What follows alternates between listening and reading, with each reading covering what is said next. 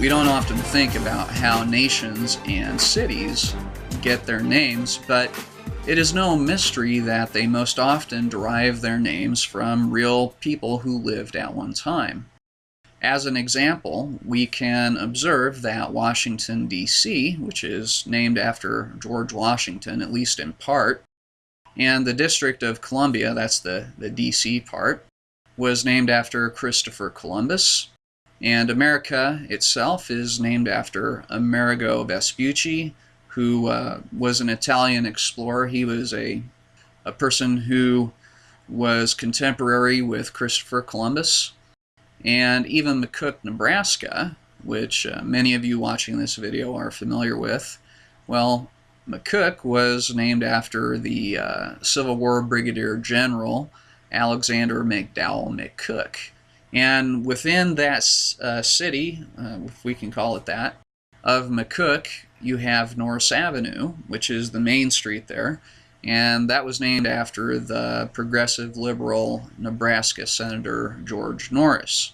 So all of these places and localities are named after real people who lived at one time.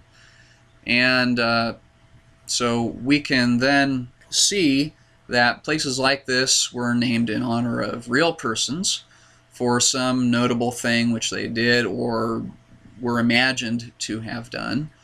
And I would also suggest, as I did in the last video, that many of the ancient cities and empires and even people groups were named in the same manner. And so they were named after real living people. And I believe, because I have a bias through which I filter all information, I believe that these places, many of them, were named after people that are mentioned in the Bible as being the first people who lived after the flood. A great global flood that destroyed the world at one time, about 4,350 years ago, somewhere thereabout. And so I want to read to you a little bit of scripture here. It's from the Bible in Genesis chapter 10, verses 8 through 11. It's not real lengthy, so listen to this. And Cush begat Nimrod. He began to be a mighty one in the earth. He was a mighty hunter before the Lord. Wherefore, it is said, even as Nimrod the mighty hunter before the Lord. And the beginning of his kingdom was Babel, and Erech, and Akkad, and Calneh, in the land of Shinar. Out of that land went forth Asshur, and builded Nineveh, and the city Rehoboth, and Calah. We will look at the man named Nimrod mentioned there later, because I will summarily prove to you at a later time that the cities which the Bible states that he built actually existed at the precise time in history and location in ancient Mesopotamia that the Bible states they should have existed. And meanwhile, we will look at the name of a close relative of Noah named Asshur, who was also mentioned there in that text I just read.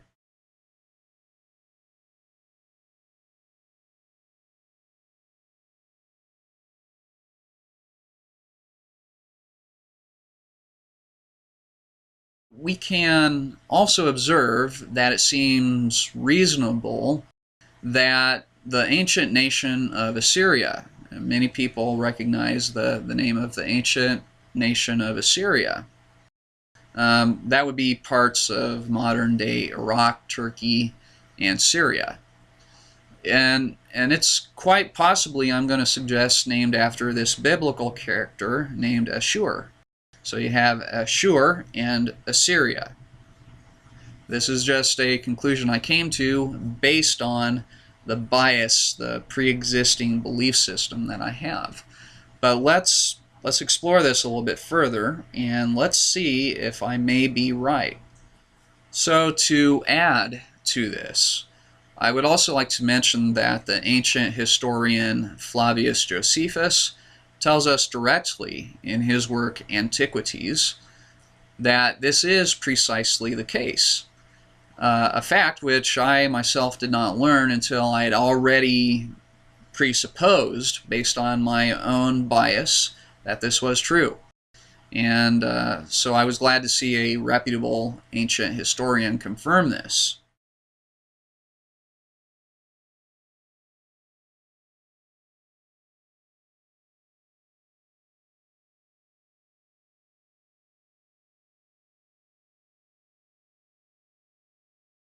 From what I know of the typical IA or ITE ending tacked onto the names of certain regions and nations in ancient times, for example, you have India, which is the name given by the Greeks to the land of the Indus River Valley, and Hindus are the people who reside in the Indus River Valley. The word Assyria itself seems to mean the land or territory of Asshur. And this is most probably why Assyria first got its name, and why it sounds like Ashur's name. So, in other words, the name Assur would have had the IA ending tagged onto it to denote the land, dwelling, or territory of Assur, becoming Ashur-ia, and then finally spelled as Assyria. This shocking information boldly shouts out to us that Assur was a real person, and a man of notable reputation also, and rightly so, as only the Bible tells us that he was the builder of several cities, all of which have been located in ancient Assyria. In fact, one of the cities which the Bible mentions Assur to have built was called Nineveh, and any student of the Bible will readily recognize the name of that ancient city. It's mentioned several times in the Bible, so there it's also listed, but it's also a real archaeological site today. It's been discovered, so it's verified. And Nineveh is a literal ancient city, which indeed was located in ancient Assyria. Was first settled at the exact time that Assur would have lived, and was even the capital city of Assyria for some time. According to the Sinaikoi inscription, which was discovered in the year 2000, the modern nation of Syria derived its name from the ancient nation of Assyria. So comparatively, you also have within ancient Assyria Assur being the name of the chief deity in an ancient city, which itself is also named Assur. In other words, this ancient city and its false god have a name which is almost identical to that of the biblical Assur, as you can clearly see on your screen. So, to summarize, we have an ancient nation well known to the history books as ancient Assyria, which the Sinaikoi inscription tells us that the nation of Syria is now named after, an ancient city in Assyria called Assur, and an ancient god worshipped in that same city named, again, Assur, all named after a man named Assur, who gets a one-line mention in the Bible as being Noah's relative and the builder of several ancient cities, most notably Nineveh, which was found about in the 1760s. That's when it was first excavated. Before that, it was known only from the Bible.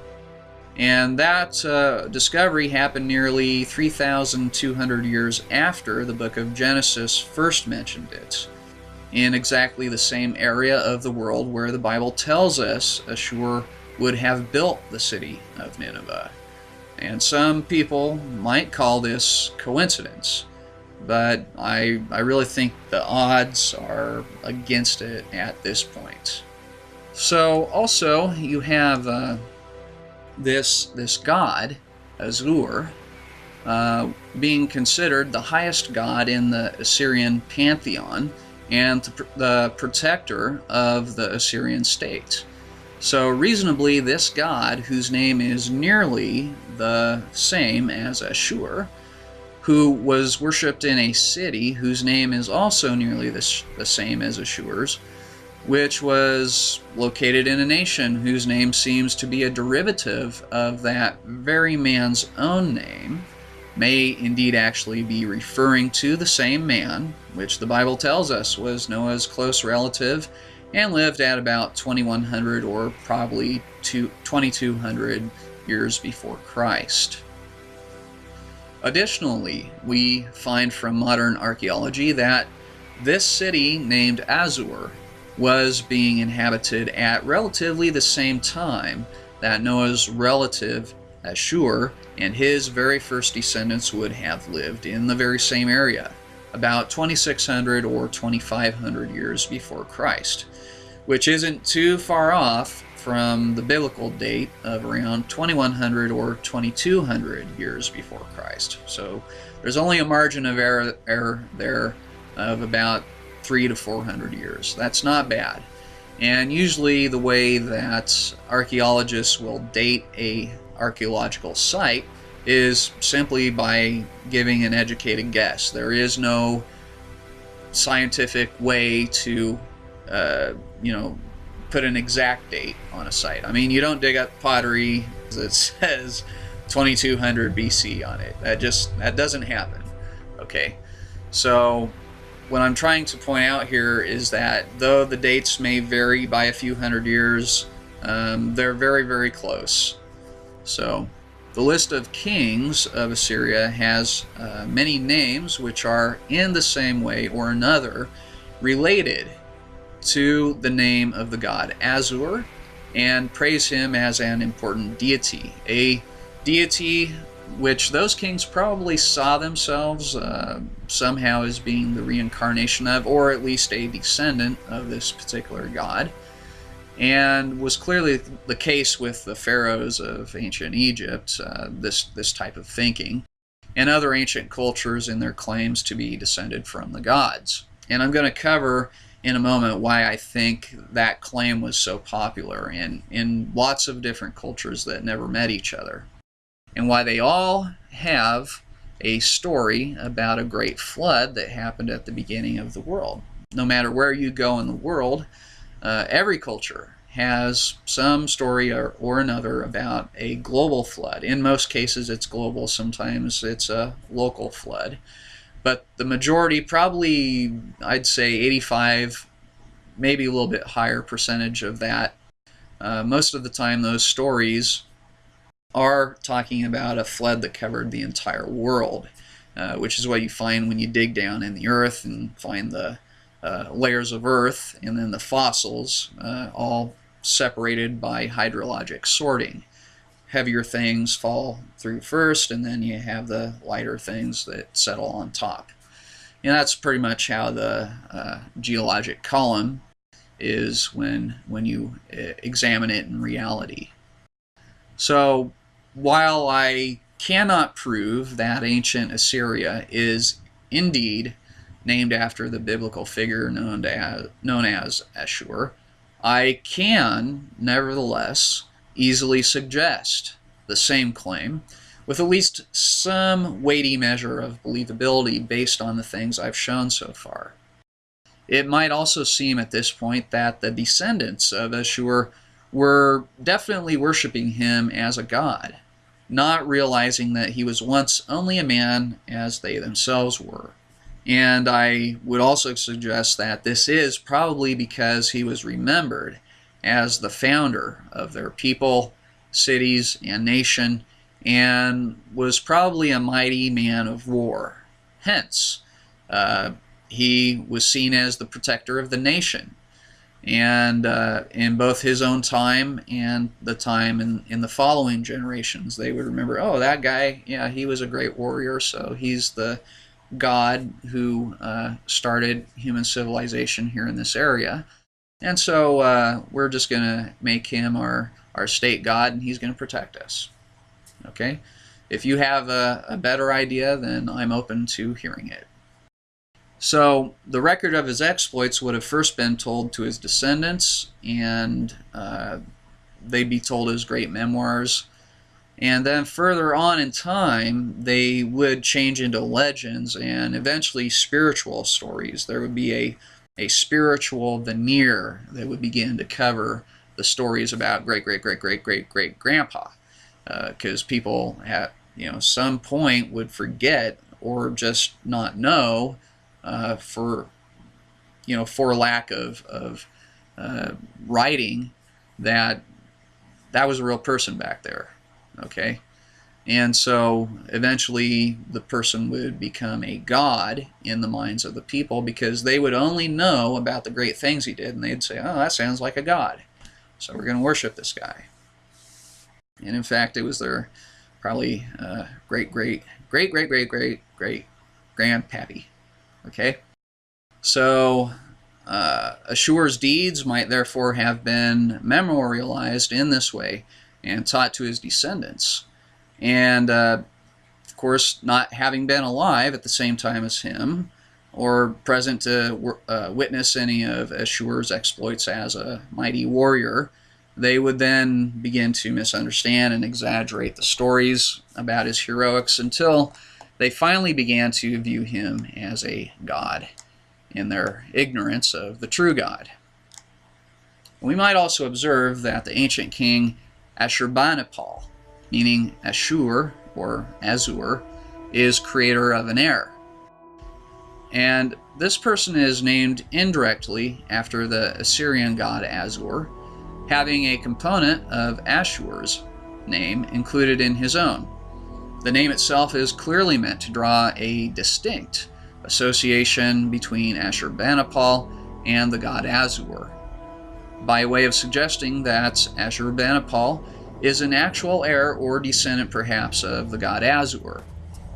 And this was, again, the sort of claim that was taught to young princes in ancient times from childhood on up by their parents and local priests. And it was a claim made by kings fairly often in ancient times, as most people are aware. So we can see that Ashurbanipal's name sets him up either as a literal incarnation of the Assyrian god Assur, or as somehow indicating that Assur himself has personally approved Ashurbanipal's reign, like he's put his stamp of approval on it or something. And so meanwhile, Ashurbanipal's father, named Esarhaddon, also bears the name of the god Assur. His name means Assur has given a brother to me.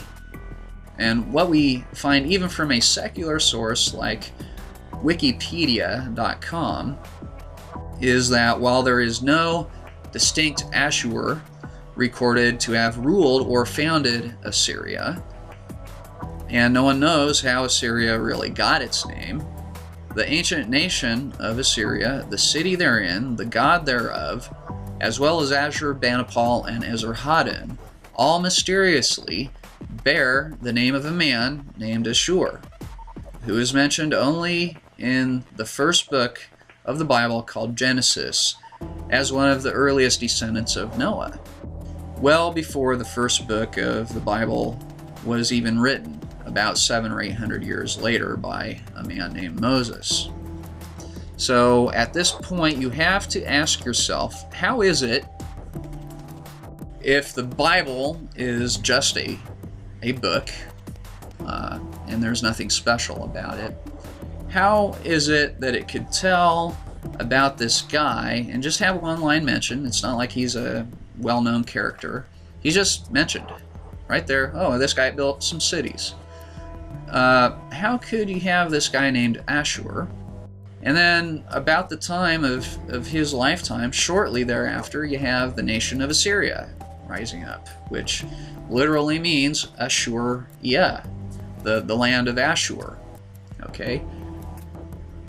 The modern archaeologist can't really figure this out, but I know, and I believe I know why this is. It's based on what the Bible says about this man, that he built some cities and had a lot of kids and grandkids, And eventually, as time progressed, they forgot who he was, began to worship him, and named their nation after him. Okay? Pretty easy to understand that.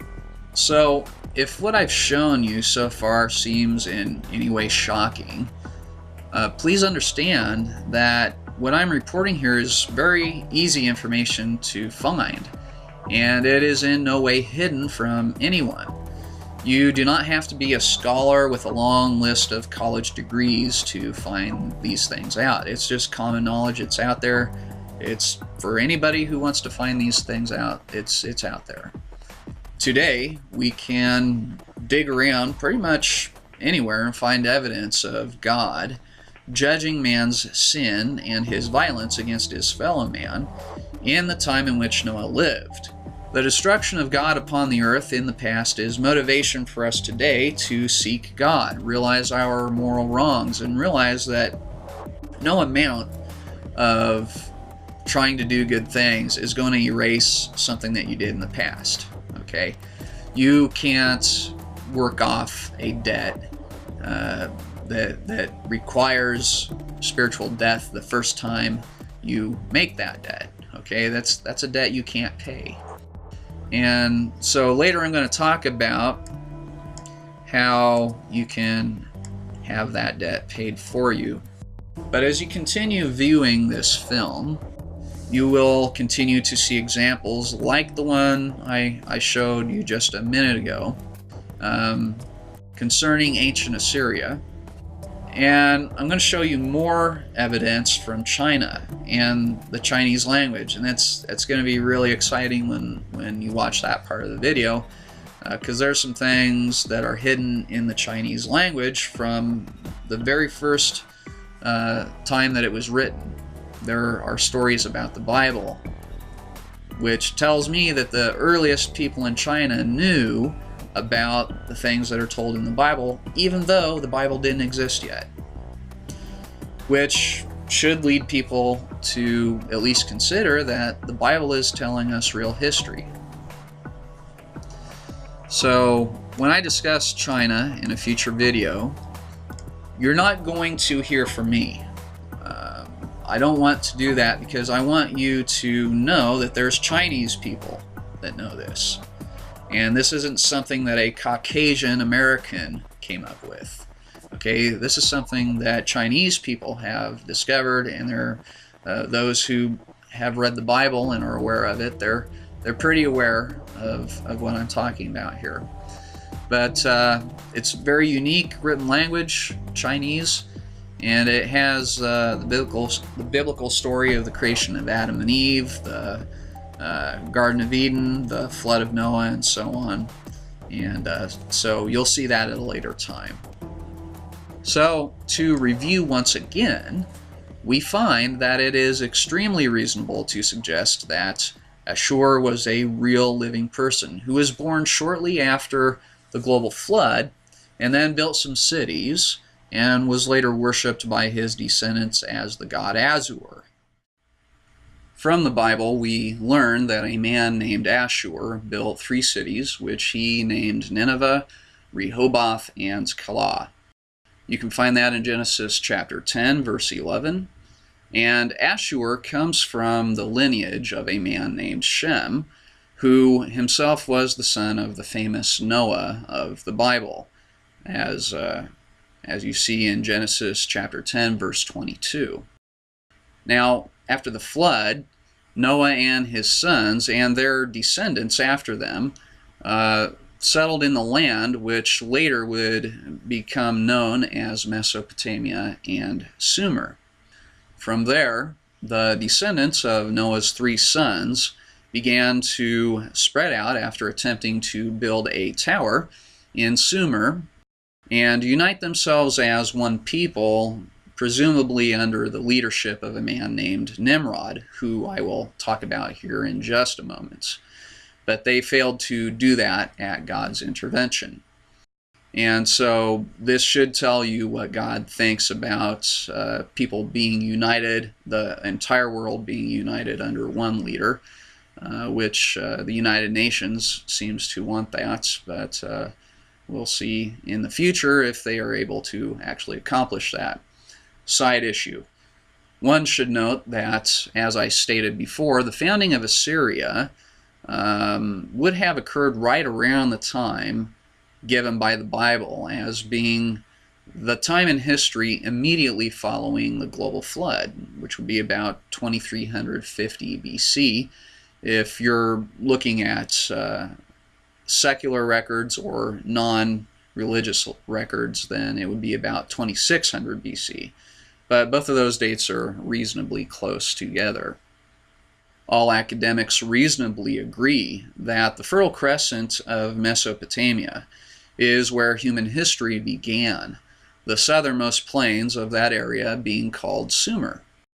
What many people fail to realize today is that the biblical account of the flood and the repopulation of the earth from the southern Mesopotamia plains of Sumer as a starting point is in complete and total agreement with what the Bible tells us. The Bible just has a different name for Sumer. But the reason that I say this is because I believe the word Sumer, which describes those southern plains of Mesopotamia, is actually the very same region which the Bible calls Shinar. And I think the similarities between the two words are pretty obvious to the casual observer.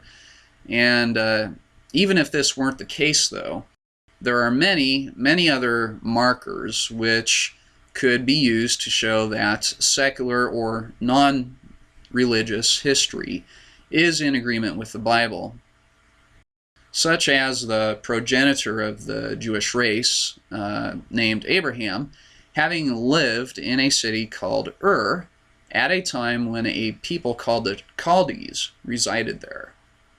This is about the same time that secular history records the city to have been in use in what is today modern Iraq.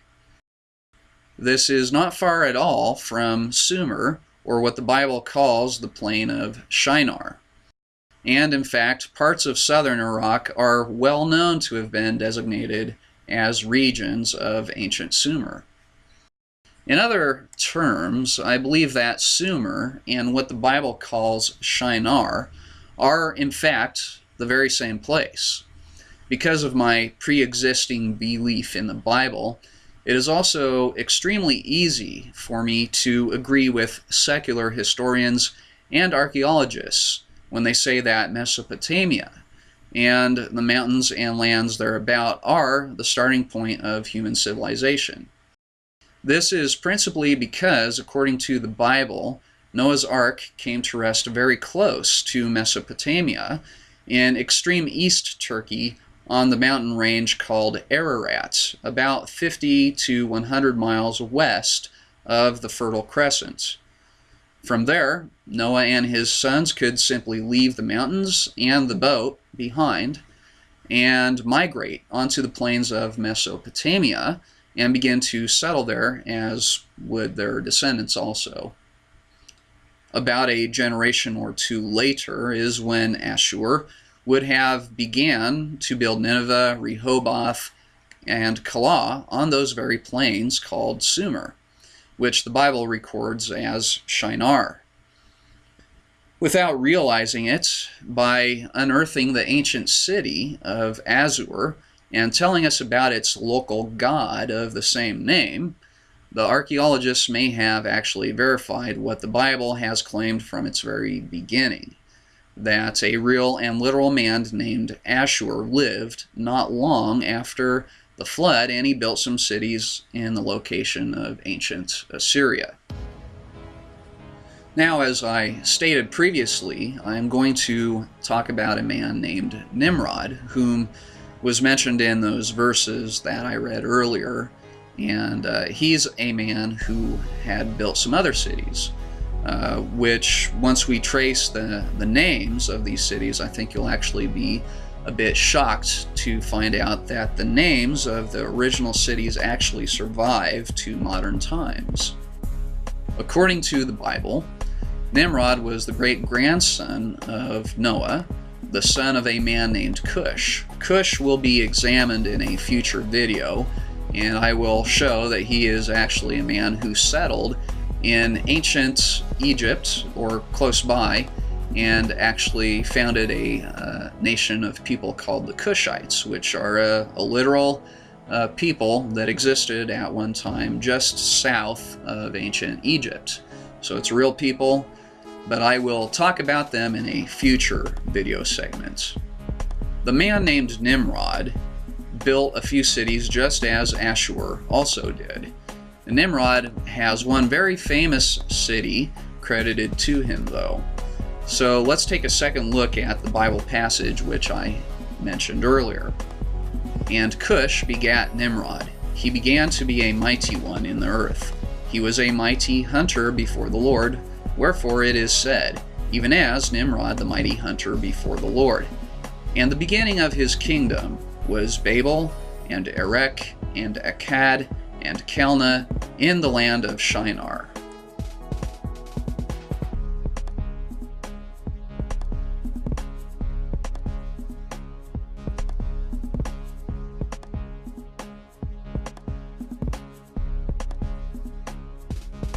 The Babylonian Empire is well known to history.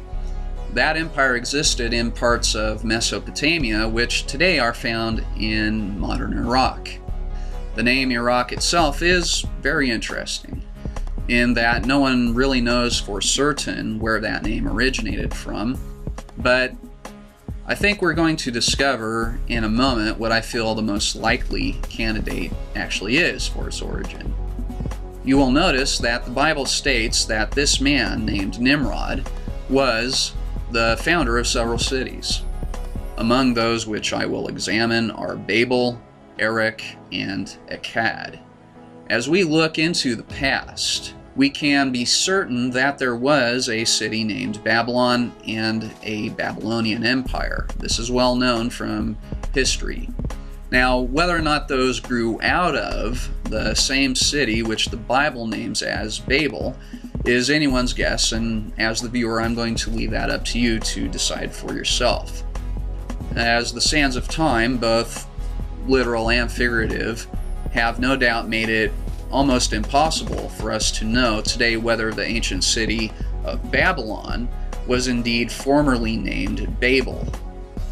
But the open-minded individual may easily observe that the linguistic relationships between both Babel and Babylon seem to indicate very strongly a common origin. In fact, the Arabic word for Babylon is Babel, which is why I've been pronouncing it that way throughout these videos, and it's a very close linguistic relative to the city named as Babel, which Noah's great-grandson Nimrod is supposed to have built. Next, we observe that Nimrod built another city named Erech. This is where the rubber really meets the road, because we can easily observe that both Erech and Iraq are very close linguistic relatives. And that is, they sound very similar, which is why I feel very confident in suggesting that it is very likely that they share a close relationship somewhere in the past. In fact, we find that Nimrod's Erech also sounds a whole lot like a real ancient city called Uruk. And of course, just as sources outside of the Bible tell us that Uruk dates back to around 2200 or 2300 BC, which again is about the exact time when Nimrod would have lived according to the Bible, the name of that city sounds similar to Nimrod's Erech. So too do they also sound like the modern name of the nation Iraq.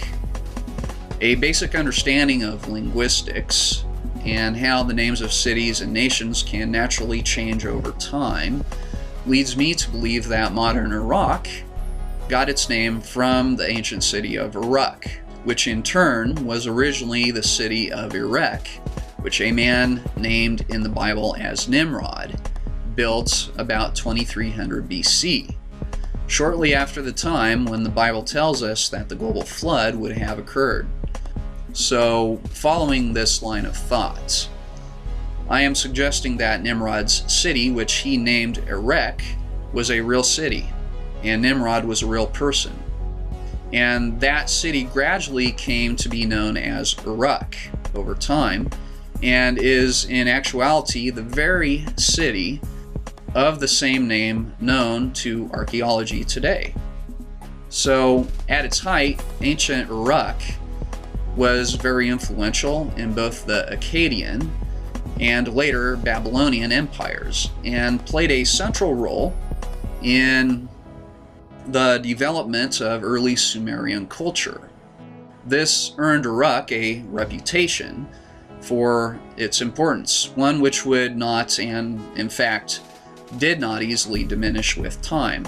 And I am now also suggesting that its name eventually took on such a significance that the entire area, which we now call Iraq, is named for it.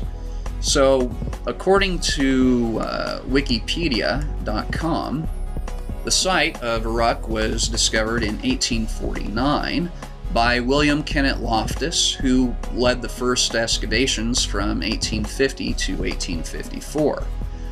The Arabic name of Babylonia, Al-Iraq, is thought to be derived from the name Uruk via Aramaic, in which it is translated Erech, which is what the Bible tells us was the name of Nimrod's original city, and possibly Middle Persian, of Middle Persian transmission. So what Wikipedia tells us is exactly what I'm trying to tell you, is that there was a city named Erech. It then later became Uruk, and then later the entire nation of Iraq, or Iraq, was named from it. According to this online source, my suspicion and presupposition, based again on a Christian worldview, is not without merit, okay? As the Aramaic name for Uruk is indeed Erech, just as it is seen in the Bible. So once more, as we follow the principles of linguistics, it is very reasonable to conclude that Nimrod built a city which he called Erech. Its name later changed over time again to Uruk, and finally the name of the entire nation of Iraq was derived from it. You may have noticed by this time that whether we're talking about ancient gods and goddesses from entirely unrelated places like Greece and Egypt, ancient Assyria, or Iraq, we certainly are encountering a lot of very interesting coincidences and in the past history from sources outside of the Bible, which are unaffected by the Bible, which nevertheless have a lot to do with the Bible, even though it had not yet been written and could not therefore influence any of the examples which I've shown you so far. In addition to the evidences which I have already shown you, we also find a volcano called Nimrod and a mountain called Nimrod, both located in Turkey, which again is very close to the plain of Shinar that the Bible talks about, or what is called Sumer today. Here, the similarities are really undeniable as being related to the name Nimrod, especially when we find that the volcano Nimrod is even known from ancient times, before any Jewish influence would have been present in Turkey. As far as any source that I've read is able to determine, the volcano was directly named after a man who lived in that area in ancient times at the beginning of the world, and built a huge palace for himself on top of a mountain which God supposedly destroyed, according to the story. Though this man was never credited as being the man whom the Bible describes as Nimrod, this description fits pretty close with what the Bible tells us about a man who lived at the beginning of the world after a global flood, named Nimrod. The city which he built, called Babel, or Babel, the Tower of Babel, the place in the world where he would have lived, the time in history when he would have lived, and so on. So, All of these details match with incredible accuracy what the Bible has been saying all along, even though, again, Jewish people and Christian people didn't even exist yet. And these religions could not have impacted the ancient people who first related this story in ancient times. As we progress further, we will find that Nimrod built a city called Akkad. Like Uruk, Akkad was also a real city which was the capital of the ancient Akkadian Empire. Here, even a child can easily see that the Akkadian Empire got its name from a city called Akkad. It received its name from the city Akkad, which the Bible tells us a man named Nimrod built. I feel very confident in declaring this based on the next quote from an article printed in the Journal of Near Eastern Studies in 1990. Before Akkad was identified in Mesopotamian cuneiform texts, the city was known only from a single reference in Genesis 10, verse 10, where it is written as Akkad. The city of Akkad is mentioned more than 160 times in cuneiform sources ranging in date from the Akkadian period itself, which would be 2350 BC to 2170 BC, or 2230 BC to 2050 BC, according to, respectively, the middle or short chronology to the 6th century BC. So here again, my suspicions and my Christian-based bias were confirmed. And I once more found that I was right to believe that another city mentioned in the Bible was a real and historically literal place. Notice also that before this city was unearthed by archaeologists, it was only known exclusively from the Bible, in the very verses which I read earlier in this video. This has often been the case with many archaeological finds, both past and presently, but the average person has little or no awareness of these things, and it's because even though it is sometimes admitted that the evidence for what I'm telling you is actually backed up by real research, most information like this, I feel, is deliberately suppressed and withheld from the public. And this is probably because it's in conflict with the view of reality which many archaeologists, museum curators, universities, and independently wealthy individuals who usually fund the archaeological digs themselves actually hold to. Namely, the evolutionary view that everything came from nothing and that the Bible is full of fairy tales and nonsense. And so if you believe that, then if you're a rich, influential person or organization and you find something like what I'm trying to talk about now, you're really not going to advertise that. You aren't going to go on the Discovery Channel and say, hey, guess what? We found this city that the Bible, only the Bible talked about for, about 3,500 years. Just thought you might know that it's been discovered and we're going to publish that all over the place now. You don't really hear that. What you do hear from a lot of channels like the Discovery Channel is how they want to reinterpret the Bible, and they may talk about the Bible, but they certainly aren't going to tell you that you need to have faith in Christ and take the Bible literally when it talks about the sort of things I'm telling you. They certainly don't want to talk about judgment of God on humanity in the days of Noah, and how all of the layers in the earth are from a flood. No, they want to talk about millions of years. And so anyway, they have a bias just like I have a bias, but I feel that my bias makes a lot more sense.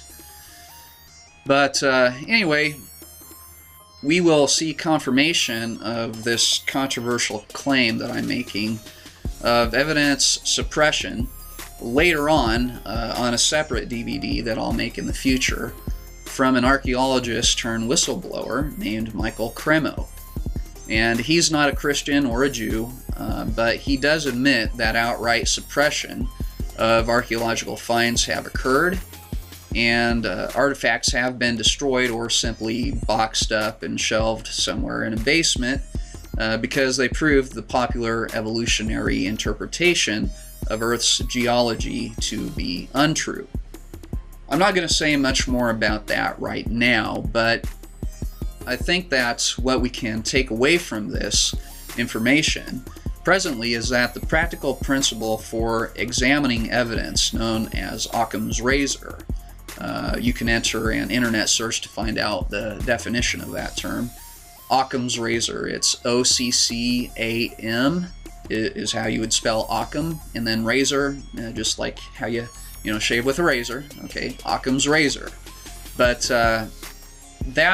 that theory really states within itself that the likelihood that all of these things which I've just shown you so far, that they could be the result of just a mere coincidence, would more or less be a ludicrous claim at this point, because I've not had to design lengthy and confusing arguments so far, and that only a few people would be able to understand, with their great intellect and those sort of things. I'm not putting forth arguments that only a few people would be able to understand.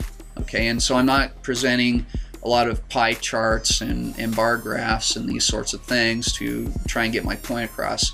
I'm just telling you what I think happened, and then I'm presenting some pretty simple information that anybody could look at themselves, and I'm going to let you make the final decision on whether I'm just blowing hot air here or whether I actually have found something that could be measured in reality.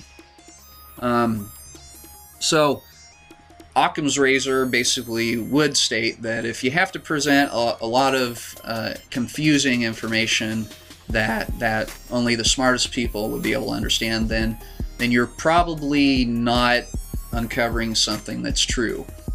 And so conversely, if you can explain what you're trying to talk about with a very small amount of explaining, then probably what you're pointing to is probably true.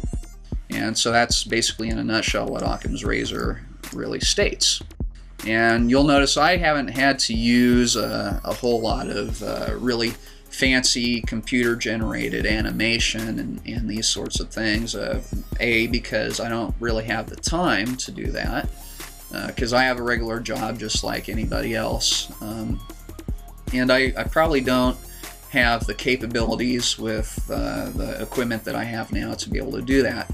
And this is just me making this video. I don't have a team of people working for me to write scripts and then do the video editing and do a bunch of other things that would be kind of impressive on a video. I don't have those sorts of resources. So I've just tried to explain things in a most simplistic way that I think most people would be able to understand, because I don't think that you have to be an elitist with a degree and have gone to college a long time to understand these sorts of things. I think the average person can understand it, and it just needs to be shown to them, because I feel a lot of people have been indoctrinated into a certain belief system. And so what I'm trying to do is show you that there's an alternative to interpret reality. So since I mentioned the study of linguistics earlier, some people may point out that it is possible for the names of people and places to sound the same in a foreign language, a language that you didn't originally find that word or name in, while in their native language the words sound totally different. So we need to know if the names of cities, nations, gods, etc., which I have presented, only sound the same in English, but not in their native language, or if they do indeed sound the same in English as they sound in their native language.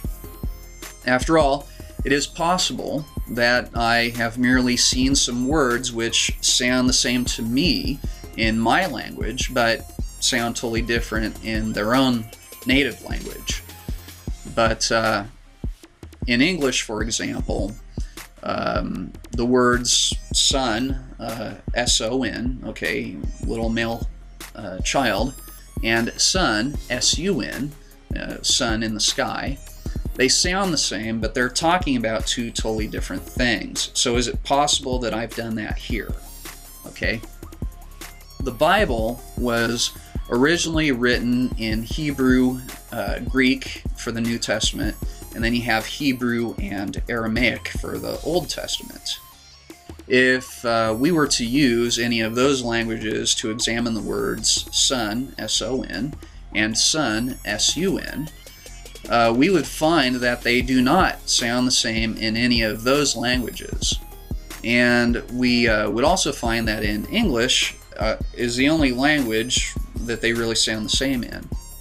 The question then arises as to whether or not the things which I've shown you are similarly affected.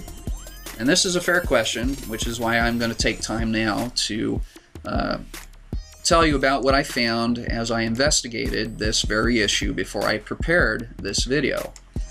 The Old Testament book of Genesis, which is what I've been reading from, is where the verses about Nimrod, Asshur, and the cities which they built are located in the Bible.